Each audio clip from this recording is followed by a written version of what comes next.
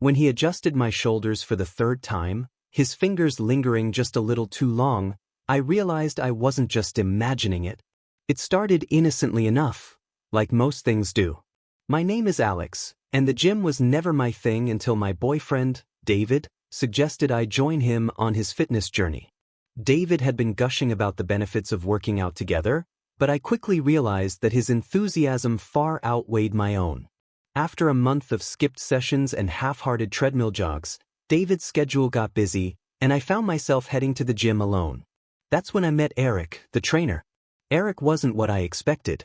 He wasn't the overly enthusiastic type who barked commands or threw motivational cliches around.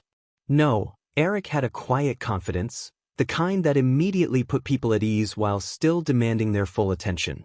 His build was sculpted yet approachable, broad shoulders, toned arms, and an easy smile that could disarm even the most skeptical client. His dark hair was always slightly tousled, as if he'd just stepped out of a photo shoot, and his voice carried a warmth that felt like it was meant just for you. Our first interaction was casual. I'd been fumbling with the barbell, unsure if I was doing the exercise correctly, when he walked over. "Mind if I show you something?" he asked, his tone both professional and friendly. I nodded, embarrassed but grateful. As he demonstrated the proper form, his hands brushed mine briefly to guide the grip. The contact was fleeting, insignificant even, but it left me with an unfamiliar jolt of awareness. I told myself it was nothing, just a routine adjustment from a trainer doing his job. But then it kept happening. Eric started appearing more often during my workouts. At first, it was simple things. A quick pointer on posture, a suggestion for a better routine. Gradually, though, his presence became more deliberate. He'd linger nearby, watching my progress with an intensity that felt both flattering and unnerving. "You're stronger than you think," he said one afternoon as I struggled through the last set of deadlifts. His voice was low, encouraging, and just close enough to send a shiver down my spine. I'd laugh off his comments, pretending they didn't affect me, but the truth was harder to ignore. I started looking forward to our interactions more than I wanted to admit. I'd catch myself checking my reflection in the mirror a little longer before heading to the gym or choosing workout clothes that I knew flattered me. One day, after an especially grueling session, he leaned against the squat rack next to me, his arms crossed. "You've been pushing yourself harder lately," he observed, his eyes scanning me in a way that felt personal. "What's motivating you?" The question caught me off guard. "I guess I just want to see results," I replied, trying to sound casual. "Good. Results come when you're consistent. And when you trust the process," he said, his gaze locking with mine for a moment too long. That night, I couldn't stop thinking about him. I knew it was wrong. David was at home, waiting for me with dinner, asking about my day like he always did. David was steady, reliable, and everything I'd ever wanted in a partner. But with Eric, there was something electric, something I hadn't felt in years. The next time I saw Eric, it was as if he could sense my inner turmoil. "You seem distracted," he said, his tone teasing but probing. "Just a lot on my mind," I replied, avoiding his eyes. He smirked, leaning closer. "Well, leave it at the door when you're here. This is your space to focus on yourself." His words lingered, echoing in my mind as I tried to push through my routine. I wasn't sure if he meant them innocently or if there was an unspoken implication. Either way, it was working. My focus was entirely on him. One afternoon, as I finished my session, Eric approached me at the water fountain. "You're doing great, Alex," he said, his voice soft but firm. "If you ever want to fine-tune your routine, let me know. I'm happy to help." His smile was magnetic, his words loaded with more meaning than they should have been. I managed a polite nod and walked away, my heart pounding in my chest. As I stepped out into the evening air, I couldn't shake the feeling that I was teetering on the edge of something dangerous. A voice in my head screamed to pull back, to remind myself of the life I'd built with David.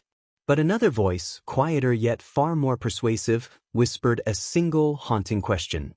What if? And with that, the line between right and wrong began to blur. It was supposed to be just a session. Nothing more, nothing less. But when Eric closed the door behind us, I knew nothing about this would be simple. The invitation came casually, almost like an afterthought. I was finishing a set when Eric approached, his signature easy smile on his lips. "You've made a lot of progress," he said, leaning against the machine. "But I think we could fine-tune a few things with a one-on-one session. Maybe after hours, when it's quieter?" My heart thudded in my chest. There was nothing inherently wrong with his suggestion. Plenty of trainers offered private sessions, but the way his eyes lingered on mine made it feel like there was more to it. "Yeah, sure," I heard myself say, the words spilling out before I could second-guess them. That evening, I told David I'd be working late and headed back to the gym, my nerves buzzing with a mixture of excitement and dread. When I arrived, the lights were dimmer than usual, the space eerily quiet. Eric was waiting by the weight rack, dressed in a fitted t-shirt and shorts that showcased his physique. "Ready?" he asked, his tone warm but laced with something unspoken. I nodded, suddenly hyper-aware of how alone we were. The session started like any other. Eric guided me through exercises, his hands occasionally adjusting my form. At first, it felt professional, just a trainer doing his job, but as the hour went on, the touches lingered, the space between us grew smaller, and the tension became impossible to ignore. During a set of bench presses, Eric leaned over me to spot my form. His hands brushed mine, steadying the bar, and his face was so close that I could feel his breath. "Good," he murmured, his voice low and intimate. "You're stronger than you think." My pulse raced, the air between us thick with something neither of us acknowledged. As I sat up, wiping sweat from my forehead, he handed me a towel, his fingers grazing mine. The contact sent a jolt through me, and I looked up to find him watching me, his expression unreadable but intense. "Let's work on your stretches," he said after a moment, his voice steady but softer now. I followed him to the mats, my mind a whirlwind of conflicting thoughts. He demonstrated a few moves, his body fluid and graceful, then guided me into position. When his hands moved to my shoulders, gently pressing me deeper into the stretch, I felt the heat of his touch sear through my skin. "You're doing great," he said, his hands sliding down to adjust my back. The motion was slow, deliberate, and far from professional. "Eric," I began, my voice barely above a whisper. I wasn't even sure what I was trying to say, to stop him, to encourage him, to confess the storm of emotions raging inside me. He paused, his hands still on me, his eyes searching mine. "Tell me to stop," he said softly, his voice a mix of challenge and restraint. But I didn't. I couldn't. Instead, I leaned into him, my breath hitching as the space between us vanished. His lips brushed mine, tentative at first, then more certain as I responded. The world outside the gym dissolved, leaving only the two of us in the dim, echoing space.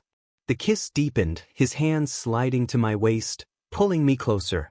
For a moment, it was as if nothing else mattered, not David, not the consequences, not the gnawing guilt I'd been carrying for weeks.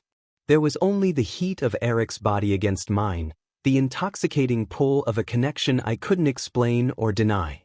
When we finally broke apart, both of us breathing hard, reality came crashing back in. "We shouldn't," I began, my voice shaky.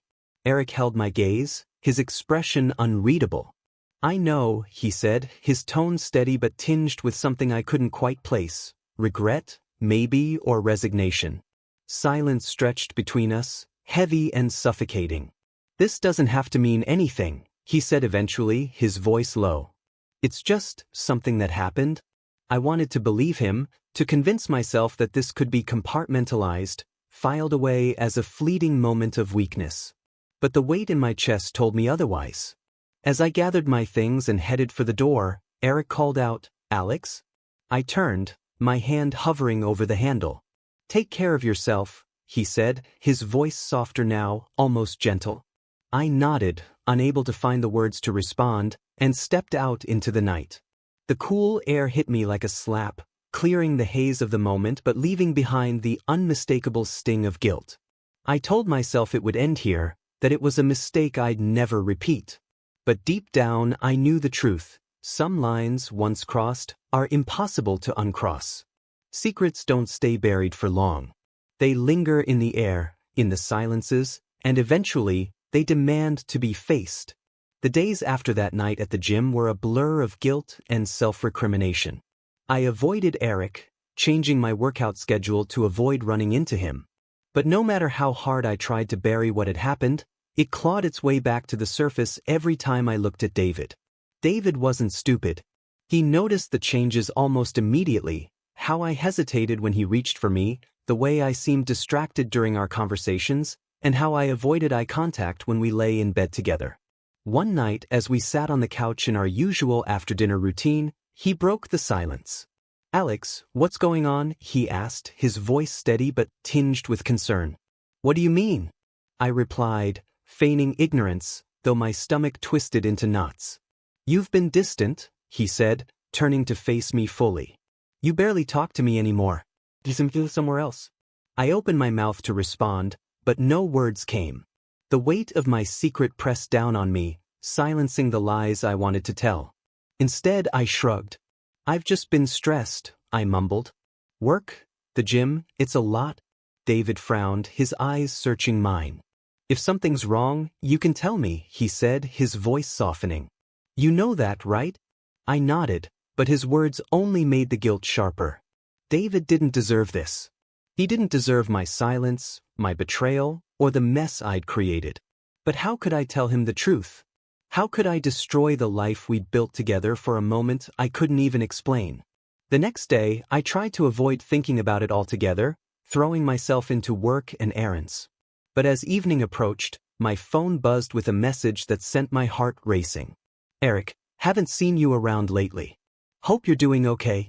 I stared at the screen, my hands trembling. Part of me wanted to ignore it, to delete the message and pretend it didn't exist. But another part of me, the part that hadn't stopped thinking about him, wanted to respond. Before I could decide, another message came through. "Eric, I get it if you don't want to talk. But I'm here if you need anything." I put my phone down and paced the room, my thoughts spiraling. Eric's words were simple, but they carried weight. He wasn't pressuring me, but his presence loomed in my mind, a constant reminder of the line I'd crossed. That night, David tried again. "Alex, please talk to me," he said as we got ready for bed. "I feel like I'm losing you." The vulnerability in his voice broke something inside me. I turned to him, my eyes brimming with tears. "I'm sorry," I whispered, my voice cracking. "I'm so sorry, David." He froze, his face shifting from concern to fear. "Sorry for what?" I wanted to tell him everything, to rip the bandage off and let the truth spill out. But the words wouldn't come. Instead, I shook my head. "I've just been feeling lost," I said, the half-truth clawing at my throat. "It's not you. It's me." David pulled me into his arms, his embrace warm and steady. "We'll get through this," he murmured. "Whatever it is, we'll figure it out." His kindness was a knife to my chest. He deserved honesty, but all I could offer was silence. In the following weeks, I avoided Eric entirely, ignoring his messages and steering clear of the gym. Slowly, things with David began to feel normal again, though the guilt never fully disappeared. One evening, as we sat on the balcony watching the sunset, David reached for my hand. "Whatever was going on, I'm glad we're okay now," he said, his smile tentative but genuine. I squeezed his hand, forcing a smile in return. "Me too," I lied, the words tasting bitter. But deep down, I knew the truth. I wasn't okay, not with David, not with myself, and not with the choices I'd made. As the sun dipped below the horizon, I realized that some secrets don't stay hidden forever. They linger in the spaces between words, in the quiet moments when everything seems fine but isn't. And someday I'd have to face mine.